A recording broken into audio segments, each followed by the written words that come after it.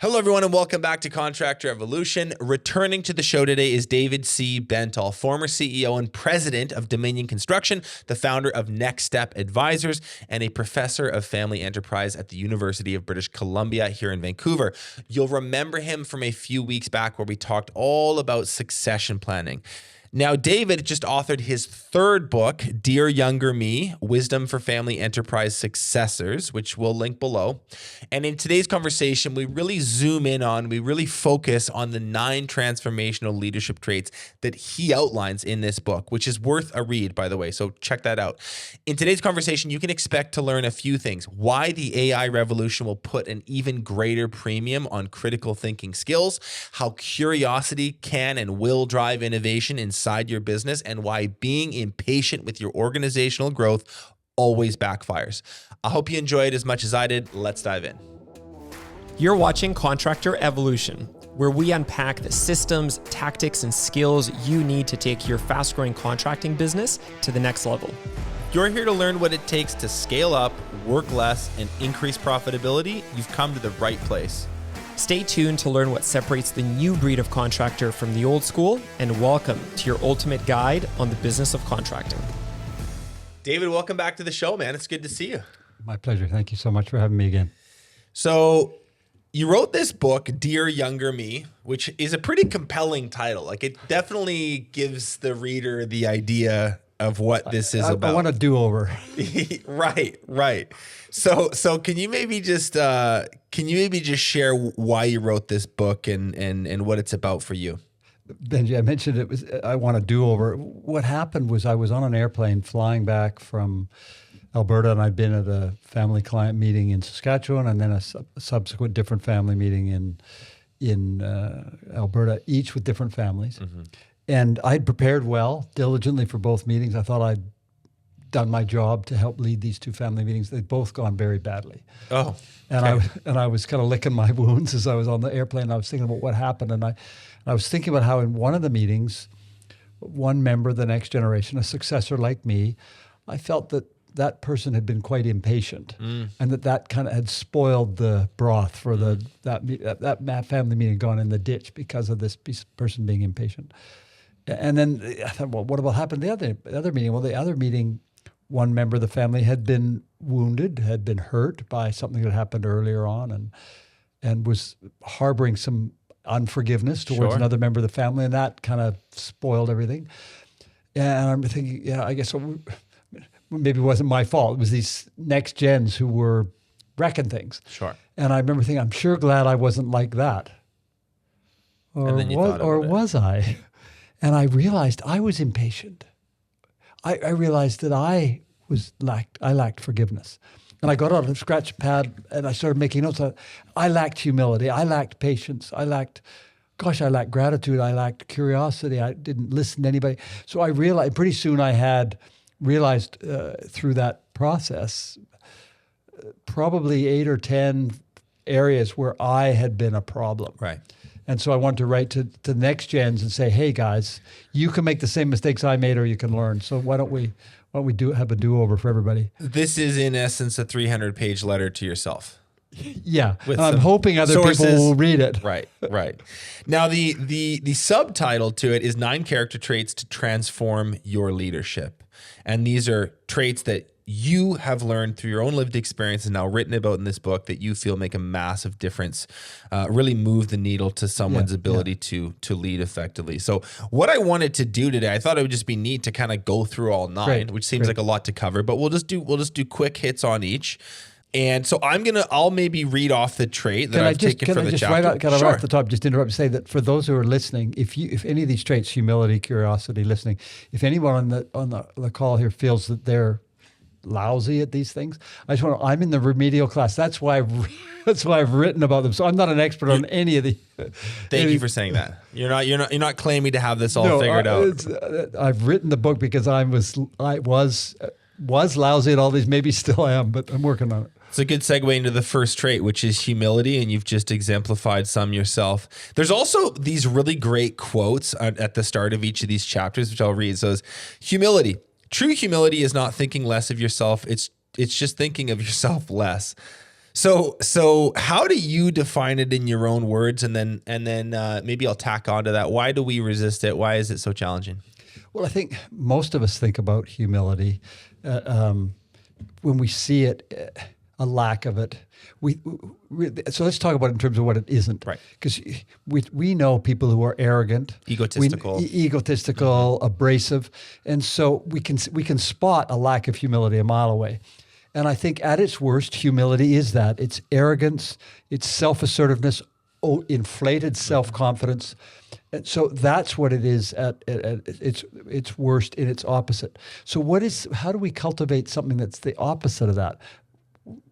How do we become weak? Do we become self-critical?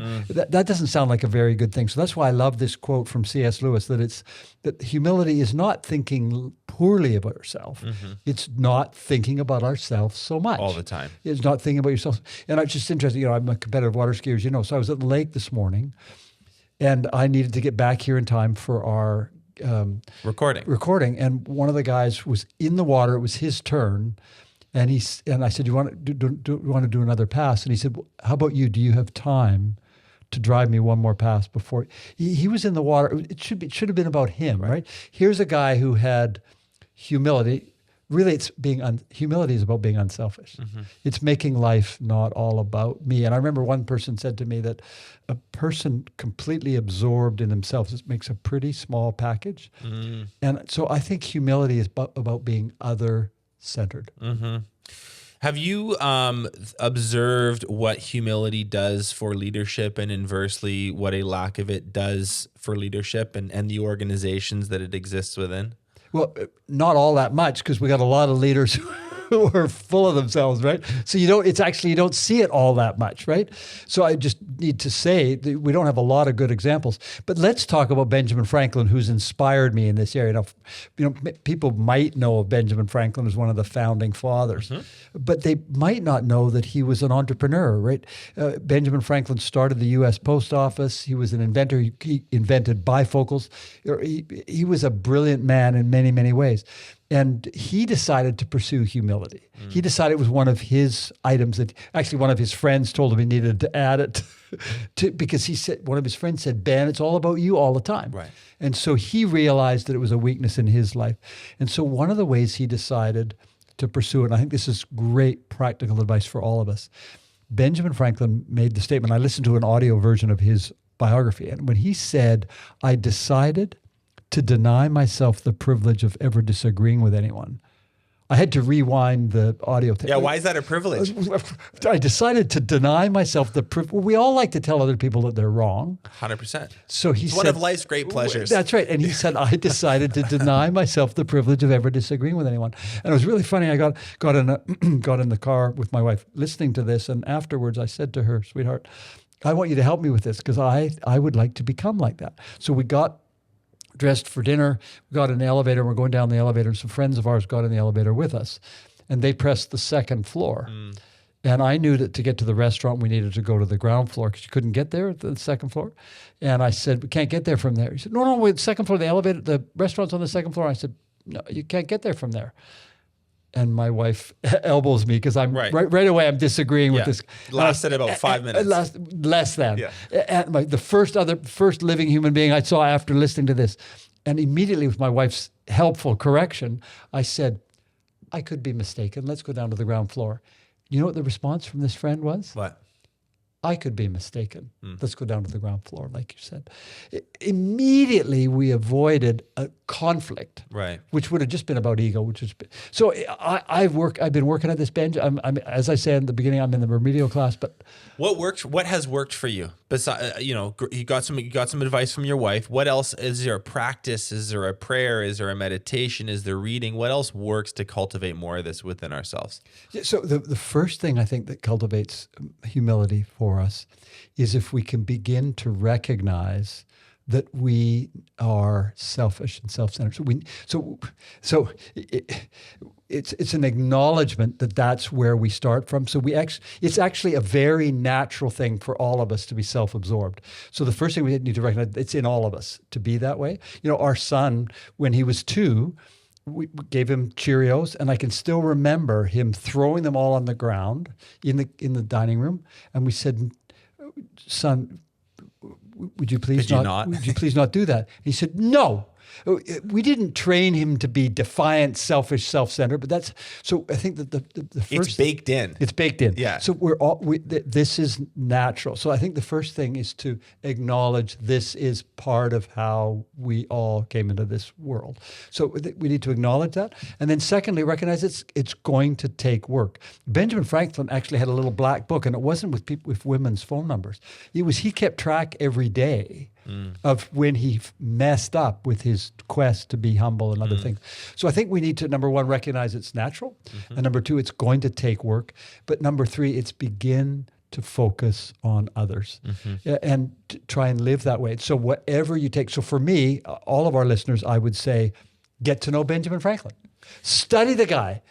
What does it do for an organization, for employees, for teams, for divisions in a company when a leader or a leadership group truly practices humility? Well, I'm wearing my Fluvog shoes today. I talked to Adrian Fluvog about that very question. I said, Adrian, your dad started this company. Does humility make any difference? And he said, yeah, it's made a huge difference in our company. I said, how has it made a difference? And he said, my dad was a humble leader. And so he would ask our employees what they thought we should do or what the next product we should do or what innovation they could come up with for a new product. And because he was humble in his relationships with them, they developed mutual respect. Because they developed mutual respect, they were able to have open conversations. Because they had open conversations, people could have the courage to share their ideas. And Fluvog shoes are full of innovation. You know what Adrian said? He said humility is one of our competitive advantages. Yeah. Because it helps us to get new ideas. And on a global scale, the one of the leaders from the Michelin tire family, Edouard Michelin, he went walking through the plant one day and he came across some lowly employee who was working in the print shop. And the guy had a weird object on his desk. And he said, "What's that weird object on your desk?" He said, "Oh, it's a slide rule I made up to do my calcs." And he said, "So what is that about?" And he explained it to him. And he thought, this young man is too brilliant to be in the print shop. We got to get him in our R&D department. Put him in the R&D. Guess what he came up with? Something else genius. Radial tires. Right. That's why Michelin Tire became the global leader in radial tires, because the leader of the company had the humility to ask one of his employees, "What are you up to?" That I'm sold on humility. The next one you mentioned, number 2, is curiosity. And the quote that you had on this one, which I love, "The wise man doesn't give the right answers, he poses the right questions." That's the quote. What happens to organizations when leaders lack curiosity? You just had the example of Michelin, so that's a really good example. Anything else you'd want to build on that? When we're not practicing inquiry, we're not asking a ton of insightful questions, we're not digging, we just kind of think we got it all already. When we think we've got it all already, we lack curiosity. So we become complacent and lazy. And if we are complacent and lazy, guess what happens to continuous improvement? The Kaizen, it all disappears. If we know how to do everything, why would we need to be curious about doing it differently? So the drive for continuous improvement, the drive for excellence, right? The relentless pursuit of excellence all disappears if we lack curiosity. And I love to, in my book, I've tried to talk about different virtual mentors for me. So Benjamin Franklin is my mentor for humility. So Einstein is my mentor when it comes to curiosity. He said, "I'm not particularly brilliant." I think he's mistaken there. He said, "I'm not particularly brilliant. I'm just pretty curious." Actually, I think he used a more exaggerated. He said, "I'm just relentlessly curious." Right? He just kept asking. This one really hits home for me. I think, I have a lot of weaknesses, but one thing that I do think is a strength is I am a very curious person. And I did this exercise a couple years ago where I actually sat down and I wrote down core values for myself. Like I had some stuff bubbling away and I sat down and I thought and I wrote. And one of them was this. You can tell me what you think of it. It's number 1 core value for Benji. Be interested, be interesting. So there's some subtext here. Be fascinated by the world and by other people. Let curiosity take you where it wants to take you. If something piques your interest, explore it with zeal. Read books, try new foods, travel, listen to weird music, start new hobbies, all for the sake of it. If it interests you, do it. When you spend time with other people, be deeply interested in them, ask them questions, listen to their stories, and always be present. People yearn to feel seen and understood, and one of your gifts is the ability to give that to them. Do these things, and you will always be the most interesting person in the room.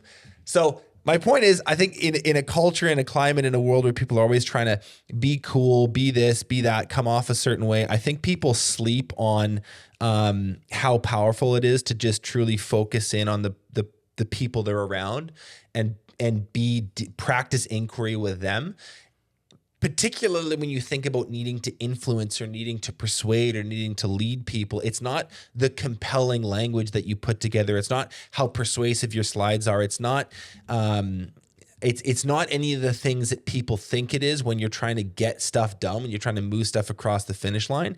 It's preempting all that with just, I want to know who you are and what you're interested in, what you're about. And then later, when you do need to actually ask for the work to get done, that ask is so much easier because they felt that in return already. Yeah. So I could go 100 different directions. And the first I want to go is that my father, when I was moving back to Vancouver, my father was a great salesman. And when I was moving back to Vancouver, I asked several people for lunch as I was trying to get reacclimatized with the city, and several people who knew my dad said, what a great privilege it is for you to come back and work with your dad. And I was looking forward to that. And these individuals, including Bill Sauter, who the business school at UBC is named after, and the founder of Collier's, John McLernon, they all said, these four different individuals all said, your dad's the best salesman I've ever met. And so I studied my dad, like what made him a great salesman. And the reason I studied him was because he didn't see himself as a salesman. He felt salespeople were always trying to trick people to buy stuff when they shouldn't be. And so my dad he said, David, don't become a salesman. But these men are all saying my dad was the best salesman I ever met. And what I discovered as I studied my dad is he was insanely curious. Yeah. He'd have lunch with people and say, Benji, tell me about your family. Tell me about your business. What do you see going on in the world today? He would start, and then eventually we get to, how can we help? Right. So my dad just naturally cared for people. And it was fascinating because, notice I say cared for people. Mm-hmm. What is caring for people? It's curiosity. Mm-hmm. And I just, you were, I think, in your earlier comment talking about humility, what happens if we don't have it? Well, let's talk about curiosity and not having it. What are the consequences of not having that in a business? You don't innovate. You don't learn that much. You don't have very much influence over your people because they don't care, because you don't care about them. Well, and worse, you can destroy your relationships. Yeah. Like my uncle, who was president and CEO of the business, I thought I knew better than him. So rather than trying to learn from him, I started telling him what to do. Notice how my dad was asking. I thought selling growing up, I thought selling was telling. A lot of us think selling is telling. Here's how we can help you. Selling is asking, what do you need? Mm-hmm. And so I ruined my relationship with my uncle because I was so busy telling him how I could help the company. Mm-hmm. So had I had a modicum of curiosity and asking my uncle, what do you think we need to do? That would have made a difference. And when I talked earlier about me being in the remedial class, last weekend, I'm on the trail on Keats Island walking with my wife, and we got a guest visiting with us. And she said, so tell me about Keats Island, and how did you end up with a place here? Well, I started talking about my grandpa buying the 250 acres, and I talked about, I was off to the races talking about my dad and my grandpa, and blah, blah, blah. And my wife was holding my hand. She started squeezing my hand. I went, why is she squeezing my hand? And she did it about 8 times till I finally stopped talking and said, so tell me about you. Yeah. Right? We just need to flip the switch. The other thing I think is sort of interesting, I'll just comment on this quickly before I move on to the next. With curiosity, I'm a fan of just letting it roll organically, meaning be curious in the things that you find interesting in the first place. Because I've noticed, and you would be able to speak to this more than me, but like what happens just when you continuously do it is a mosaic starts to come together and you start to see patterns between wildly disconnected things. So learning how to cook has weirdly made me like better in business. Yeah. And being well-traveled and taking trips, and that has made me, a better partner. Like there's just you start to see that you don't need to like read the prescribed books list that your business influencer on Instagram said to read, and that's what's going to make you smart. You could do that if you follow your natural I'm curiosity. saying follow, what smells good, what tastes good. Just do that, and before you know it, you'll start to see like the mosaic piece together, and all this stuff start to influence each other in a really kind of beautiful and more.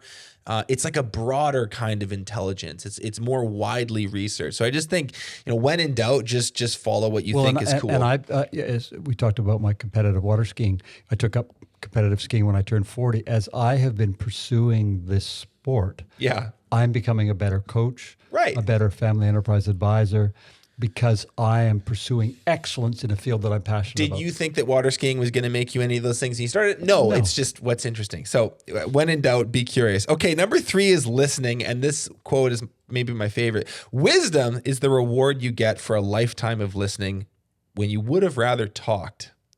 Okay, so most people, David, in my opinion, are pretty shit listeners. Have you thought about why that is?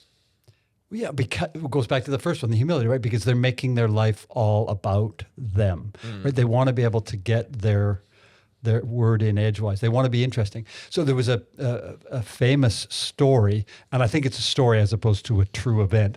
Famous story about a lady who was invited just after the Second World War to go to dinner, this big fancy dinner, and Gandhi was on one side, Churchill was on the other side. She's sitting beside these two luminary leaders. And she had a wonderful dinner with them both. And afterwards, one of her friends said, what was it like? You had Gandhi on one side and Churchill on the other side. It must have been amazing. And she said, Churchill talked about the Second World War, but before that, the Boer War and the wilderness years. I've never met anyone who was more interesting. What was it like being beside Gandhi? I've never met anyone who was more interested in me. Well, who do you want to be? I mean, Churchill was a profoundly successful leader, clearly, right? Amazing. Not saying that being a good storyteller is not a good idea, but if we want to have an influence, let's be the kind of people who are willing to listen to others and be interested. My sister-in-law and brother-in-law from California, my wife and I want to be like Dean and Kathy, because when Dean and Kathy are together, they want to know about you, and I want to be more like that. Have you at times in your career been a bad listener? And you say this is retroactive advice. Have you, what were the moments in your career where you were a bad listener that made you put it in the book? And what did it cost you? Well, first year on the job, I went to my uncle and my dad and said, Uncle Bob, you're 55.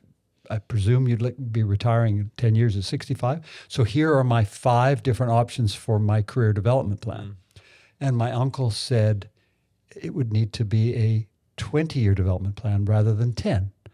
And my dad said, no, David can be ready in 10. And Uncle Bob said, no, it'd take 20. If I had just listened to my uncle at that point, I might still be in that family company. But because I was insistent I could be ready in 10, I ended up putting things in such a bad trajectory with my uncle that 10 years later, he had a file 12 inches thick of all the things I'd done wrong to make sure he could hear. David, he used to pad it when I go to see him. I've got all the bad stuff on you here. Yeah. And he eventually had me thrown out of the company. Right. It cost me my career, just nothing major. Whoops. You mention a lot in the book how it helps you negotiate. Do you want to talk about why listening makes you a better negotiator? Yeah. So some of our listeners may have come across Chester Karras. He's an expert on negotiation. I took Chester Karras' negotiating course probably before some of our listeners were born, 25 years ago. But Chester Karras talks in negotiation how what we want to do is, first of all, let the other party know they're heard, which is back to just being gracious, but also then actually really want to understand them. So let's say you and I are having a negotiation, and at the end of the first day of negotiations, I've got clearly understood and can say back to you everything you're looking for. Yeah. And then day 2, I say, Benji, my understanding is these are the 17 things you need. Is that correct? Yes. We can get you all of those. How are you going to be? You're going to be pretty happy about that, right? Yeah. Okay. I can get you all 17. Now, in order to do that, here's what I need. Like that's going to completely change things. I also think that it is. I did an episode a year ago on. We just did a short one on active listening, and just the practice of it, and how to make eye contact, and how to lean in, and it was very like step by step. Like this is not just the why and the philosophical aspect of it, but this is literally how you do it in a sales meeting, in an interview, all this stuff. And the point that I make about this, because I come from a sales and marketing background, is like if you really want to influence people, the easiest way to do that is not with more persuasive scripting. It's just with better listening in the first place. And then when you go, okay, so here's what I need, they're just like a lot more malleable. You've got them in the palm of your hand. Well, and not only do you have them in the palm of your hand, but you actually genuinely know what they need. Know what they need. Yeah. So you can make a deal that works. Okay, number 4 is empathy. We all have empathy. We just may not have the courage to display it. So here's a knock-on question on that. Why does empathy require courage? Well, we need to talk about what empathy is. Empathy is being with someone. And I've been thinking about this a lot lately because my wife and I have 3 daughters and a son. They're all married now, so we got, God willing, by October, we'll have our 10th grandchild. So I've had lots of experience. Our kids are in their 30s and 40s. But I've realized that my MO with the kids growing up was if they had a problem, I'd go, and I never said it out loud, but I thought, suck it up, buttercup, let's go do this, right? Because I was not wanting to be empathetic. They're having a problem. I'm going, forget the problem, let's do this to get past the problem. And the reason that I didn't want to do that was because I'm solution-oriented, et cetera, I would tell myself. But actually, part of the reason that I didn't want to do that is being with someone in their pain means being in pain. That's the part that needs courage. Yeah, none of us want to do that. Right. When my wife is talking to me and she's feeling overwhelmed, and she says to me, honey, I'm feeling overwhelmed, I'm going, well, have you made a to-do list? And let's get on with it, right? She just needs me to sit with her and to be with her in the pain. I don't want to be in the pain, but empathy requires us to be with. So say one of my best friends had his wife pass away just prior to his 60th birthday. Well, I didn't want to be in that pain. Right. But that's what empathy is. It's being with. So that takes courage, takes vulnerability. Sorry, that's not an I easy am one. not particularly empathetic. April, my beloved April, will tell me quite frequently, sorry for oversharing, but I'm missing an empathy chip. And language. This is an empathy club. We got right here going. The two of us. Well, I just say the exact same thing. Like, well, I'm very solutions oriented. Like this is, I hear you, but this is kind of getting long winded. Do we need to spend this much time on the feelings? Like, can we just get to the steps? Yeah. And so when you say, I'm solutions oriented, or at least that's what I tell myself. That's really resonating with me. Have April Google. It's not about the nail. It's a tremendous video about solution oriented. Our listeners can Google it. It's not about the nail. And us guys, it's a stereotype of guys who tend to just want to fix stuff, right? Right. That's not what empathy is. Empathy is not fixing. Empathy is being with.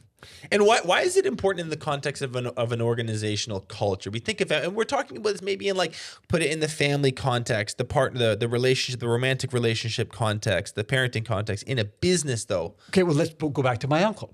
Like we talked about me not listening. We talked about me not being curious. How about this? When my uncle said he wanted me to wait at least 20 years, if I had had just a modicum of empathy, you know what I would have reflected on? What? My uncle had spent 30 years waiting for his turn to lead. Right. He might actually know a thing or two. Yeah, but if I just thought, how would it be for him to have this young upstart saying he can't wait 20 when he'd had to wait 30? Like that was an insult, right? I was completely naive to that because there was zero empathy going on. Okay, number 5 is... You see why I'm in the... You're laughing because you actually think I actually am in the remedial class. You get it. You are. You weren't joking. Number 5 is forgiveness. So this one surprises me. Why is forgiveness on the list? And what are we What does that got to do for? with business? Yeah. Okay, so you talked about your beloved April, my wife Allison. Okay, so if you have a relationship with anybody, our 4 kids, our 10 or 9, soon to be 10 grandkids, if you have a relationship with your relationship with Matt at the company here, if we have a relationship with any other human being, they are going to let you down because they're imperfect. If someone lets you down, you have a choice to forgive them or have a relationship that is encumbered by either bitterness or disappointment that impairs your ability to move forward. Mm-hmm. Right? You know, I played rugby all through high school and university. The guys that I played with, we all made mistakes I played with great, the other 14 guys were great. But we all made mistakes, right? What are we going to do? We're going to harbor the mistakes, or are we going to, let's figure out how to move forward? So if we are going to have relationships that work, we need to get past it. Can I put it in a family business context? I got a client to work with for many years, about 10 or 12 years, 4 brothers. And I wrote about them in the book, so they'll allow me to mention the name Plotkin. That Plotkin Health was the name of their family business. And these 4 brothers worked together. And I said, how do you make 4 brothers? Most people can't have 2 brothers work together. How did you make 4? And they said, we had kept short accounts. And I said, what do you mean by that? And they said, well, one of us screwed up one day, or one of us got mad one day, or whatever. The next day, new chapter. Right. Let it go. Right. Let it go. Keep short accounts. We got to let it go. What happens if we don't forgive? We carry the grudge. We carry the grievance. We carry the disappointment. We carry the frustration. Mm-hmm. And that pollutes the relationship. I think there's like competing narratives here, because, you know, on this podcast that you happen to be listening to on this day, we're talking about forgiveness. On another podcast with, you know, a bigger audience and like more qualified people, they'll say, you know, you got to be strict and you got to hold the line and blah, blah, blah. And so like you can all, this is such what do you a mean by holding paradox the of line? life. Well, okay. What I mean is, like, you can also hear, we're talking about forgiveness right now. You could also hear someone else go on and on about the importance of holding people accountable and being strict and being firm in your leadership. And I just wonder how we can maybe do both of these things, because I believe that's also true. But how do we do both? How do we maintain strict standards, but also be forgiving? Okay, so let's talk about accountability. So in my first book, I wrote about accountability because I have a friendship with 2 other gentlemen who, and 35 years ago, we signed a covenant to help each other through life. And so they committed to me, and I committed to them that we're going to try and help each other be better fathers, better husbands, etc. And we talked about keeping each other accountable. And I thought accountability was, if you screw up, I hang you up by your fingernails. Right. That's not accountability. That's torture. Right. Accountability. What's the word accountant? What does an accountant do? An accountant gives an accounting of what happened, right? Here's the past year's results. Here's the past quarter's results. An accountant gives an accounting. Not unlike a basketball game. We've got the NBA playoffs happening right now. So if you've got what do the scorekeepers do? They give an account. First period, scores 20 to 23. They're just giving an accounting of what happened. So let's talk about accountability, starting within in a family context, and then we'll talk about it in a business context. What does accountability mean? Talked about our kids a little bit. When our daughter Christy was young, and I said to her, sweetheart, here's $20. Go to the corner store and get milk, bread, and eggs. Mm-hmm. And when you come back, bring me the milk, bread, and eggs, and the receipt and the change.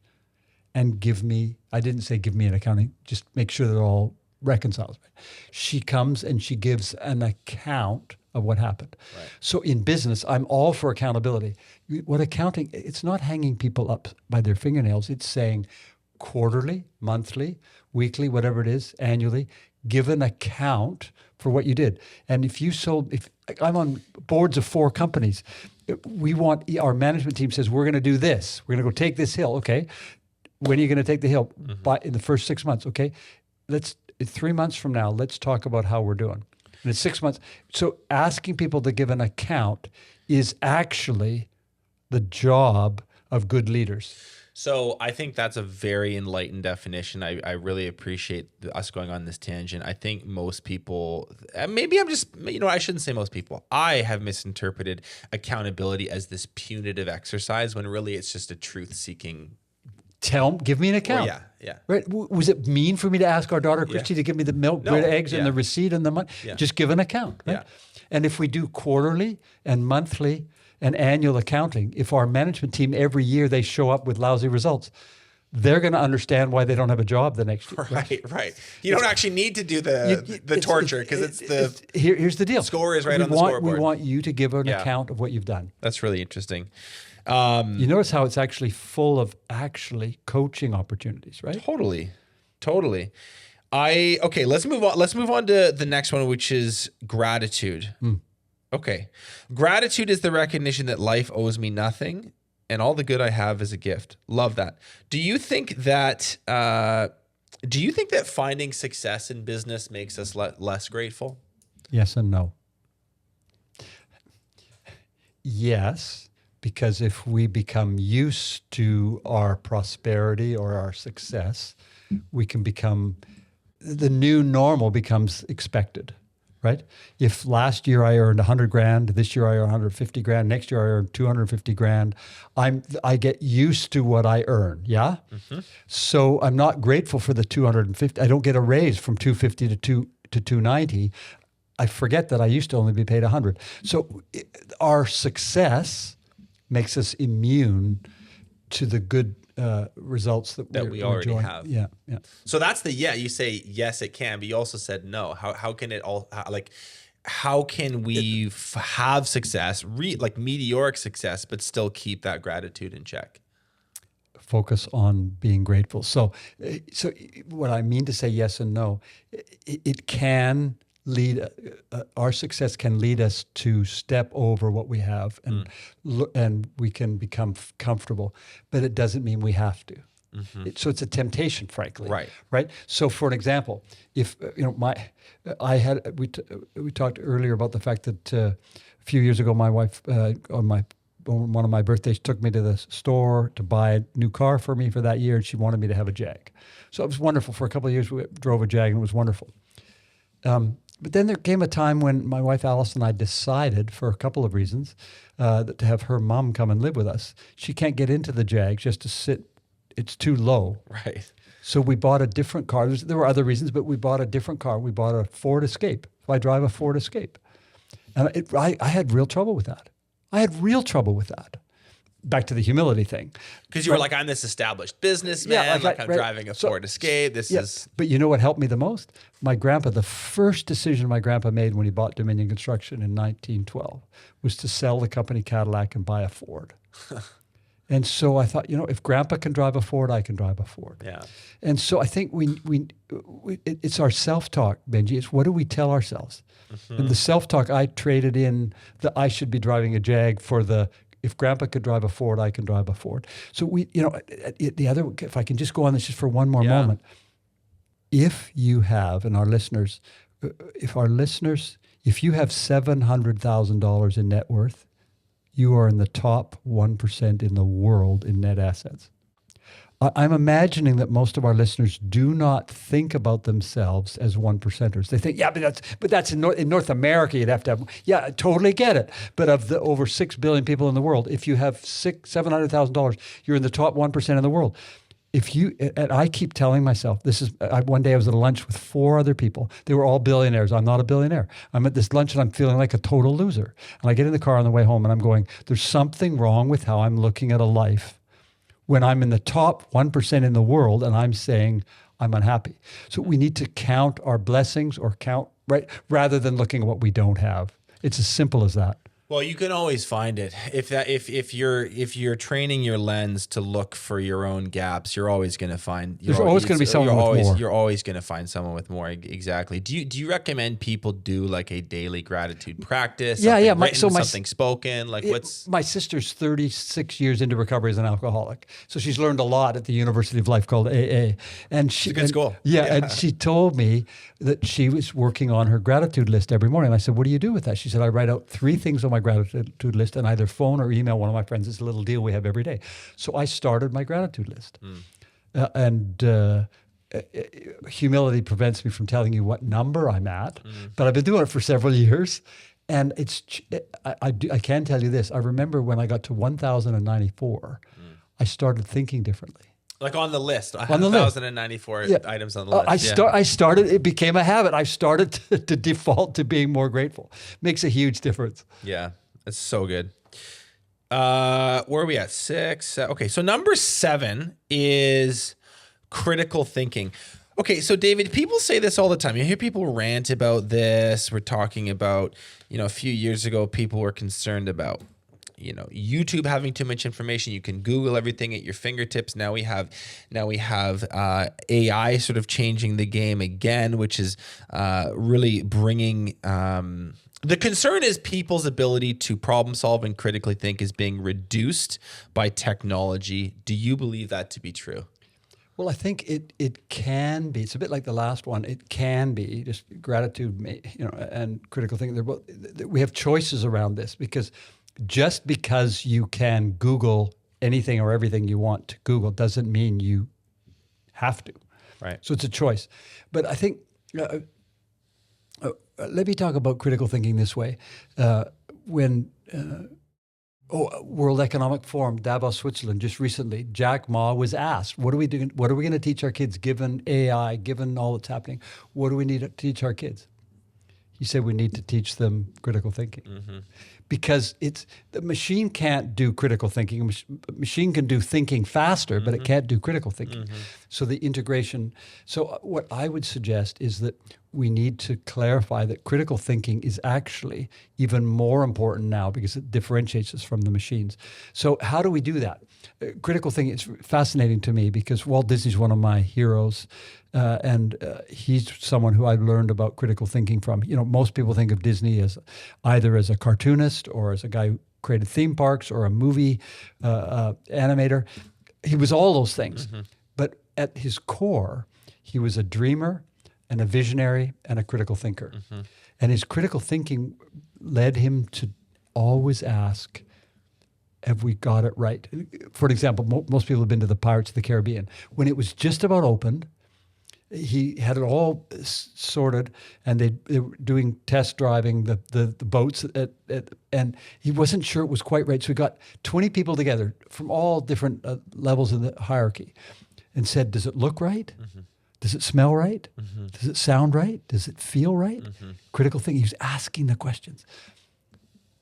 And one of the young guys, junior member of the team, said, Mr. Disney, I grew up in the South.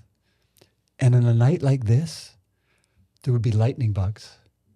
That's what's missing. And Disney said, you're right. And so you know what they did? They actually imported live lightning bugs and had them flying around the ride until they could make robotic lightning bugs. Walt Disney was not criticizing anybody. He was exercising critical thinking, asking, does it smell right? Does it look right? Does it feel right? That's what critical thinking is about. It's not criticizing. Well, you've backed into this thing that I wanted to ask you, which you mentioned in this chapter of the book, which is the difference between critical thinking and critical spirit. So maybe actually let's define both. We've talked a little bit without actually giving a definition. Do you have a simple sentence or two to define critical thinking? Sure. And then once you do that, what's critical spirit and why should we sort of approach critical them differently? Thinking is being systematic about our problem solving, right? When I was at UBC Commerce 492, I'll never forget define the problem, list alternative ways of solving the problem, evaluate the pros and cons of that each, and make a decision. Right. That's critical thinking at its simplest, right? It's being systematic. Or my mentor, Dick Myers, who we talked about earlier, Dick Myers would say, collect information until the decision makes itself. So that's what critical thinking looks like, okay? So what is a critical spirit? A critical spirit is criticizing people. So there's a firm in Alberta,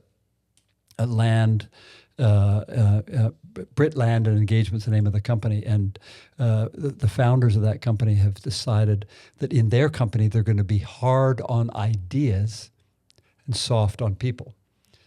When I was growing up, I was hard on people. Mm-hmm.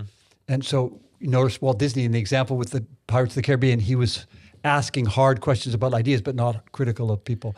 And so I got them all blurred. I was critical of people. Do they come packaged, often in people? No. Do critical thinkers often, unless they've learned something, come with some critical spirit also? Yes. Yeah. I mean, there's an iconic leader who I will not mention who makes products that we all are very fond of, that he was very, very hard on his people. Right. He was demanding about the products being right, but I think he slipped over into being hard on the people. We don't have to have both. I think that's such a good soundbite. Hard on ideas, but soft on people.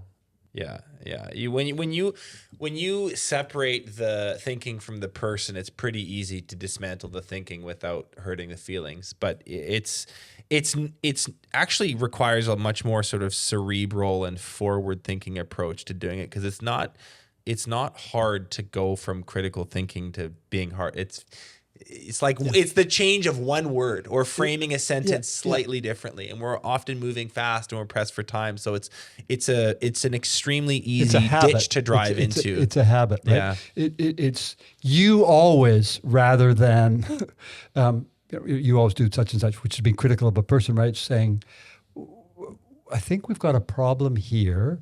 What is the problem? Have you heard of the problem in the glass? No. So our daughter, Christy, and her husband, Steve, went to a counselor, and he was helping them to try and resolve problems rather than fighting each other, how to work together to solve the problem. So he said, take the problem and put it in a glass. There's the problem on the table. We have a disagreement about how to spend money. Let's us together, side by side, look at the problem in the glass. Right. There's the problem. It's not you. Right. There's the problem in the glass. We don't agree on how to spend money. Okay, there's the problem. How can we resolve that? Yeah. Isn't that beautiful? It puts it out there. It's not between you and me. It's out there. We could be together on it. I think there's a couple things you said that I want to pick up. One is having, I don't know how the way that I phrase this is having a nuanced understanding of the problem first, which I don't think that many people do. I think people rush to solutions or think they get it before they fully comprehend the layers of something, and they try to put, so they end up doing Band-Aid solutions, or they do quick fixes, or they do half-baked stuff that really isn't addressing the core issues. Or doesn't get the core issues, doesn't get to the root problem. When I this Commerce 492 class, we were told the very most important thing you need to do in critical thinking is to look for the root problem. Yeah, that's what I'm saying. So most people don't. We had teams, and so the three of us who did we went to companies and had to try and find a problem and find out what the root problem was below the surface problem. And we actually had 13 different problem definitions till we got to the root problem. Yeah. So we often stop. Maybe some people are wise enough to go to the second level, but often there's a problem beneath that one. Yeah. And then the other thing that I wondered if you could maybe talk about, bringing this back to the business sphere, is pushing critical thinking to the team. There's a very common situation that like our entrepreneurs, our listeners find themselves in, which is they've coined the term in a really popular book that everyone has read called Traction, called The Visionary with a Million Helpers. Yes. So there's like one bright thinking person, and then there's all these sort of task doers or administrators or worker bees around them, but there's not enough critical thinking that's been decentralized from the visionary, which is a huge problem, because going back to something you said earlier, like if it's just you, that's a pretty low ceiling. Have you seen effective ways, practical steps to push critical thinking to other parts, push it down the organization? So it's not just you. Well, yeah. I mean, I think of Nordstrom's, and I think of other corporations. Let's start with Nordstrom's. You know, they invited all of their employees, and still do, to solve the customer's problems as if they were an owner. You know, and somebody orders a new suit for a special event, a wedding or a gala dinner, and the suit is not ready when they come to pick it up. The event's that evening, they've gone back to work, they came in the morning at 9 o'clock and they couldn't get it. What does the employee do? It's now ready at 4:30, the dinner's at 7. What do? They hop in a cab or hop on a bike and take the suit and deliver it. Do they need to ask for approval to do that? No, act like an owner, right? And that's why so many people are fans, and I am as well, of ESOP programs, employee share ownership program, right? How do you get people to behave like owners? Make them owners, right? I'll give you another one. Think about WestJet. You know, right, the pilots coming into the plane to help clean up the garbage so they can turn around in 20 minutes. Yeah, right? I'll tell you another one that is just a quick fire piece of advice. Is I say this a lot with my team. You're really smart. What do you think? Nice. Yeah, and then just listen.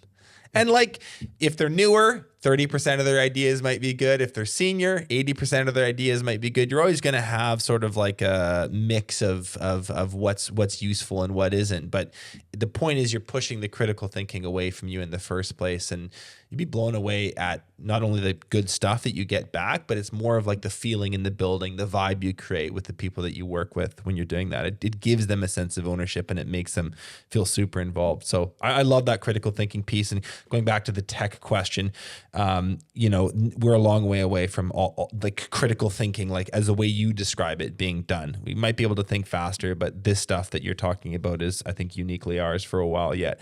Okay, number 8 of 9 is patience. The key to everything is patience. You get the chicken by hatching the egg, not by smashing it. What impact do impatient leaders have on their teams?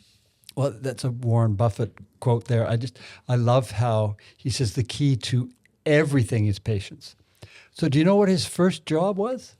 I don't off the top of my head, but it was a very lowly position. No, it wasn't even. He would go to the race. Paperboy. No, he'd go to the. Well, yes, he was. Maybe that was his first job. One of his first jobs. He would go to the racetrack, and when people had a ticket and it didn't get the winning horse, they would often throw it up in disgust. Yeah. But they might have placed second or third, so there was money in that ticket. And they would throw the tickets. He would go under the bleachers, with spit and gum and spilled beer. And he'd pick up all of those tickets. Yeah. And that's where he'd take them in and he would claim the money. That required patience. I mean, a few other things, right? But it required patience, ingenuity, and all those things. But you notice, so here's a guy who started with nothing and he was collecting soggy beer-soaked tickets. That requires patience. Mm-hmm. So when he says the key to everything is patience, he's talking about something he knows about. And of course, he buys companies. He's not buying them based on their prospects for the future. He's buying them based on whether they have a prospect for the future. He's looking at what is, not what might be. And so I think we need to think about that in terms of how we look at our employees and how we look at new opportunities, even our customers. So how does it, if I think about it in terms of our employees, if we lack it, I think that's what you're wanting to get at. Mm. What happens when we lack it? You know what happens if we lack patience, we're going to do it ourselves rather than have the patience to let someone else learn how to do it. You talk about a guy with a bright idea and 1,000 helpers or 1,000,000 helpers. If I'm trying to do everything myself, it's because I don't have the patience to let other people learn or let them fail while they're learning. Mm-hmm. So I think that we become, it's fascinating, the former head of Ogilvy Advertising in New York was being interviewed, and he had on his windowsill those Russian dolls, the big one, the littler, smaller one. And he said, and the person interviewing said, "What do you got those dolls there?" And he said, to remind me that if I hire someone who's just a little bit smaller than me, and they hire someone who's just a little bit smaller than them, we'll become a company of midgets. But he said, if I hire someone who's just a little bit smarter than me, and they hire someone who's just a little bit smarter than them, we'll become a company of giants. Mm-hmm. And so I think that if we don't have the patience to let other people grow, we're going to become companies of midgets. Do you have any advice for getting over the fear of hiring someone smarter than you? I think a lot of people it's not even an explicit thought. They're not thinking about it on a conscious level, but they're scared. This person's too good. Back to the first item, humility. Get over yourself. There was a comedian who said, if you're going to, it was Expo 86, he was here talking, he said, raise your hand if you're married. And he said, congratulations. Then all the rest of you, if you want to get married, raise your hand. So, and he said, now everyone put down their hand. Guys who want to get married, put up your hands. So half the room was single guys putting up their hands. And he said, just want you guys to know, if you want to get married and you want to stay married, you're going to need to have a machoectomy. And everybody said, what's that? He said, a machoectomy? You need to learn to get over yourself. Right? And so sounds painful. Yeah, it sounds painful. But if we are going to make it anywhere in the world, we need to get over ourselves. Which goes back to the humility, right? One of the things, just on patience, quick, when you hire capable, smart people, they are often impatient because they're capable and smart. And often driven. Yeah. They're driven. Yeah. What's your advice for leaders to lead people who have natural talent, tons of charisma, lots of gifts, God-given drive. All of those are good things, by the way, but it does come with the asterisk beside it, which is these people are often impatient. They often want more than they're entitled to faster than you think they should be. How do you corral those people? Well, first of all, I think I'd like to just talk about the word driven and drive. I actually think having drive is a positive thing. That means willing to work hard, willing to put in the extra effort. That's a great thing. My daughter and I, Jen, disagree on this. I think drivenness is actually unhelpful. Interesting. Because I personally, it's my own philosophy. Sorry, Jen, if you're listening. I think drivenness, think about drivenness in its relating to a car. You and I are in a car, and you are driving the car, then I'm being driven. So you are in control. I'm being driven by you. If we are driven, we're not in control. Interesting. Being driven, we're either driven because we're obsessed or neurotic or insecure or fearful or insecure or overly ambitious or arrogant, like we thought. Drivenness leads to those things. If we have inner drive, fantastic. Drivenness means we're not in control. We're being driven by something. And I actually don't think that's helpful. I think about my water ski coach has encouraged me to be not confident, be competent. Right. So I think it's subtle in that same way. So I think what's my advice for working with people who are driven? Encourage them to get in and smell the roses. Right. Because being driven ain't any good for anybody. Number 9, and we'll close it out on this one. It's a good one. Contentment. He who is not content with what he has would not be content with what he would like to have either. So in my experience, and I'm talking about myself, we were just talking about a drive a second ago. This is related, this concept of being like a goalpost mover. So you'll set a goal for yourself and you'll say, when I have X, Y, Z, all these other problems will go away, or I'll be happy, or I'll feel fulfilled, or whatever.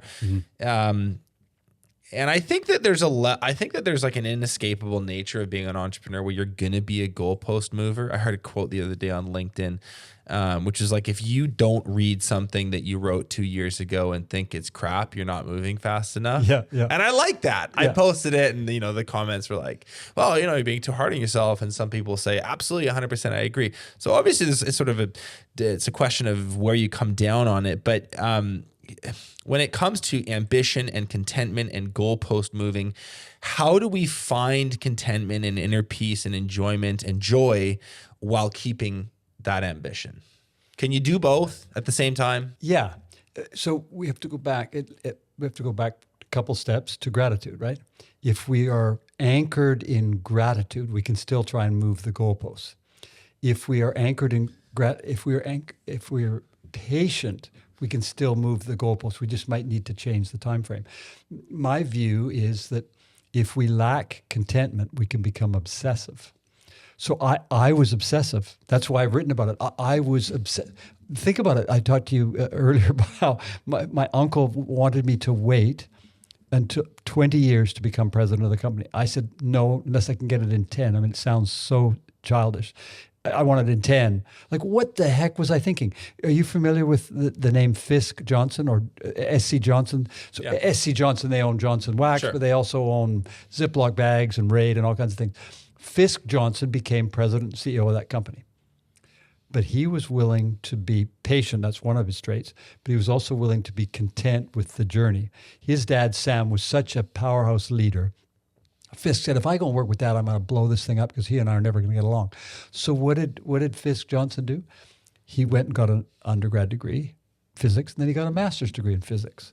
Then he thought, well, we're going to business. Why don't I take an MBA as well? Mm-hmm. And then why don't I take a PhD in physics? Mm-hmm. He took 6 earned degrees so that he could not butt heads with his dad. He was content with his lot. He could have spent his whole life complaining about his dad being too strong a leader, not room for him. Instead, he was content with his lot in life. And he said, I'm going to go to school and learn. Now he's president of an $11 billion a year company or whatever it is.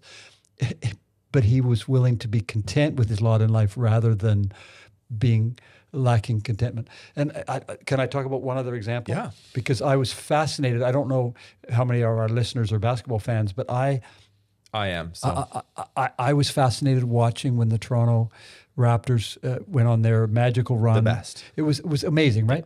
And Kawhi Leonard, of course, was the... You can't speed him up.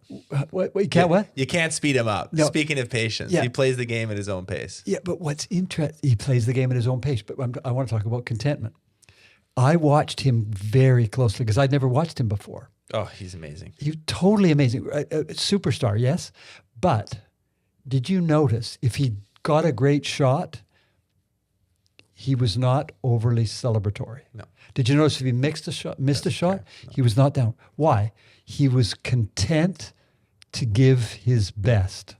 That's what enabled him to be even-keeled and to lead that team to a championship. I want to be the kind of leader, I'm hoping our listeners will want to be the kind of leaders where if they give 100%, they're good with they'll that. be content. Yeah. Some people say we got to give 110%. That's actually nonsense. You can't give 110%. We want to give 100%. Last example on that, my water ski coach went to the U.S. National Water Ski Championships. He was the second to top seed, so he skied second to last. Mm-hmm. Top seeds got to ski last. He went out and skied. He skied a lifetime personal best, and he set a new U.S. record. Pretty good, right? Pretty good. Good day. He'd been doing this for Good day on the water. 45 years. Absolutely thrilling, right? Mm-hmm. The next guy out Just a bit skied better. half a buoy better. Yeah. So could he be content? He said, David, there's something completely wrong with me if I can't be content with the best I've ever done in my life and a U.S. record, even if I only had it for 5 minutes. I think we have this obsessive, no, you should be sad because you came second, first loser. I think there's actually a better way of living. I love the Kawhi analogy, and I feel the exact same way. The guy doing it right now is Nikola Jokic, and the Nuggets are going to go win as a result. Let's hope He's so. So good. Let's leave it at that. Final question. Any closing words of advice for growing leaders? We did a big sprawling conversation of 9 traits. Any just final succinct advice for growing leaders? Yeah, if I could ask our listeners who are leaders to do one thing, create your own virtual Hall of Fame. I've got Disney, I've got Nelson Mandela, I've got people, we've already talked about Benjamin Franklin and Einstein. I would invite our listeners to build your own personal Hall of Fame. Who do you want to be like? Study those people and let them rub off on you. That's a great place to close. I love it. Thank you so much for being here, David. I really My appreciate pleasure. it. Thank you very much. Take care. Thanks so much for watching this episode of Contractor Evolution.